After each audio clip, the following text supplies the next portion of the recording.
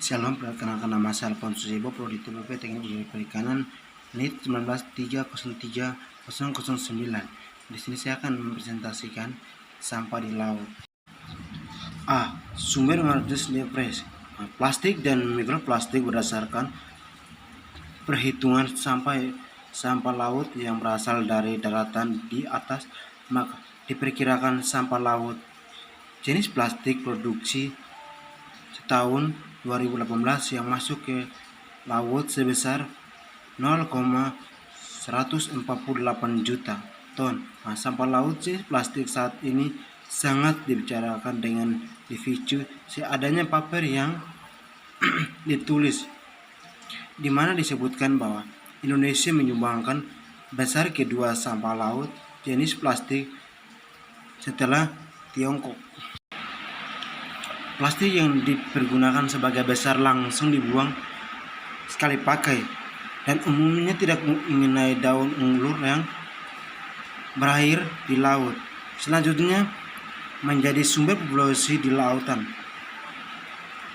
Beberapa hasil penelitian mengatakan sampah di laut didominasi lebih dari 60% merupakan sampah plastik. Logam berat dan pestisida pencemaran laut lainnya adalah keberadaan logam berat dan pestisida aktivitas manusia, terutama industri, banyak menghasilkan limbah logam berat. Aktivitas pertanian banyak menghasilkan limbah pestisida. Sampah di laut. Pestisida merupakan polutan yang mencari perairan laut, terutama berasal dari aliran sungai yang membawa limbah. Pertanian dengan sifat sama dengan logam berat yaitu aquamultipestisida dipergunakan untuk mengontrol biota yang tidak diinginkan atau tanaman yang ideal, dapat membunuh biota yang tidak diinginkan tanpa merusak.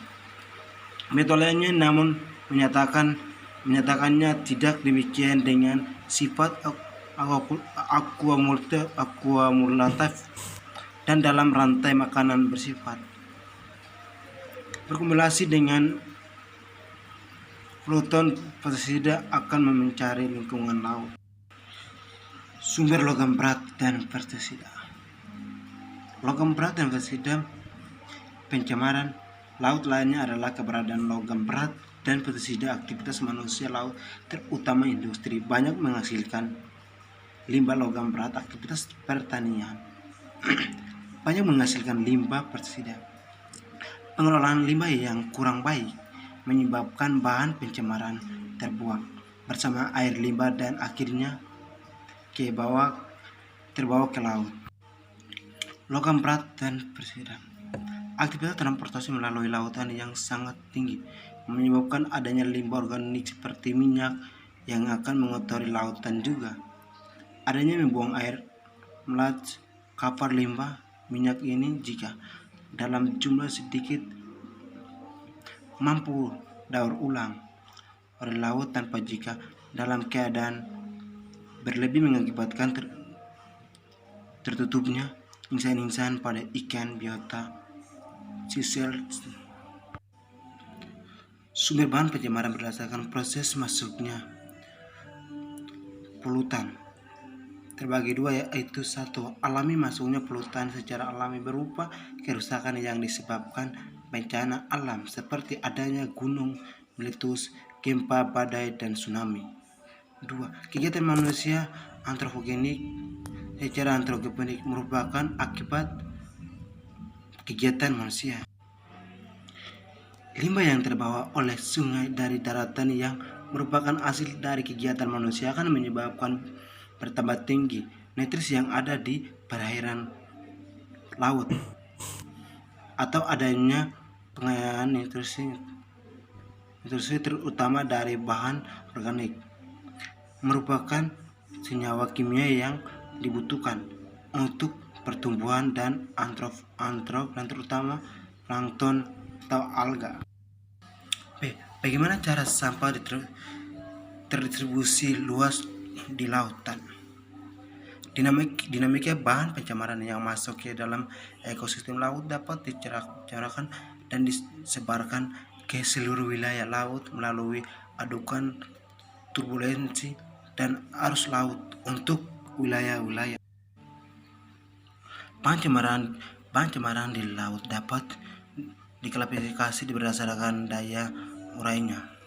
Klasifikasi bahan pencemaran pada perairan laut dapat berbagi atas dua jenisnya, yakni senyawa-senyawa konservatif yang merupakan senyawa-senyawa yang dapat bertahan lama di dalam suatu badan perairan sebelum akhirnya menghadap suatu pun terasosiasi oleh adanya kebagian relatif kimia perairan.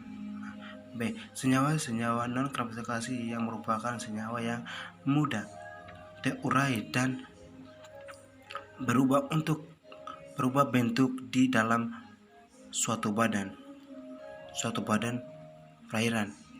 Contohnya adalah senyawa-senyawa organik seperti karbon dioksida, lemak, dan protein. Cara sampah tersebut luas di lautan akan lebih menonton apabila terbawa ke perairan laut terbuka, sedangkan sebagai yang tidak diencerkan dan disebarkan serta terbawa ke wilayah-wilayah laut yang luas. Cara sampah terdistribusi di luas lautan. Interaksi plankton di dalam lingkungan yang akan mengaruhi besaran konsentrasi plankton terutama dalam rantai makanan. Bioakumulasi mengacu pada bagaimana suatu plankton memasuki rantai makanan, sedangkan biomagnifikasi mengacu pada kecenderungan plankton untuk terkonsentrasi dan berpindah dari satu tingkat trofik ke tingkat berikut. C. Apa dampaknya? Dampak lainnya adalah estetika atau keindahan pada alam melalui dari sumber pencemaran yang semakin banyaknya zat organik yang buang ke lingkungan perairan, maka perairan tersebut akan semakin tercemar, yang biasanya ditandai dengan bau yang mengangkat di samping tumpukan dan tempat mengurangi etika lingkungan. Dampak ini akan berpengaruh pada pariwisata, terutama pulau-pulau kecil yang umumnya sektor ekonomi yang berperan adalah pariwisata, yang akan berpengaruh pada perekonomian masyarakat lokal yang bergerak pada sektor wisata maupun nelayan. D. Kebijakan pemerintah. Ada beberapa dasar hukum lingkungan internasional terhadap pencemaran di laut yang dapat menjadi acuan, yaitu 1. Convention for Floating Lifelines Winds and Alternate Loading Lifelines 1972 adalah konvensi internasional yang ditandatangani pada tanggal 29 Desember 1972 dan mulai berlaku pada tanggal 30 Agustus 1975. Konvensi ini pada dasarnya membahas tentang larangan pembuangan limbah di lingkungan laut secara sengaja. Kewajiban umum negara-negara untuk melindungi dan melestarikan lingkungan lautnya, tidak untuk mencegah, mengurangi, dan mengendalikan pencemaran lingkungan laut dari sumber apapun. Kerjasamanya global dan regional. E. Aksi solutif. Berbagai pihak atau sektor telah melakukan upaya dalam penanggulangan dan pengendalian pencemaran, namun masih bersifat sektoral dan belum terintegrasi. Pengendalian pencemaran di wilayah pesisir dan laut tersebut tidak dapat dilakukan secara parsial dan harus melibatkan banyak pihak atau sektor di dalamnya. Aksi pada strategi kedua meliputi pengendalian sampah pada daerah aliran sungai, Wakurun dan Tukurung, pengendalian sampah plastik dari sektor industri hulu dan hilir. Untuk aksi strategi ketiga meliputi pengelolaan sampah plastik yang berasal dari aktivitas transportasi laut, kegiatan di kawasan wisata bahari kelautan dan perikanan, serta pesisir di pulau-pulau kecil. Itu saja video presentasi dari saya. Sekian dan terima kasih.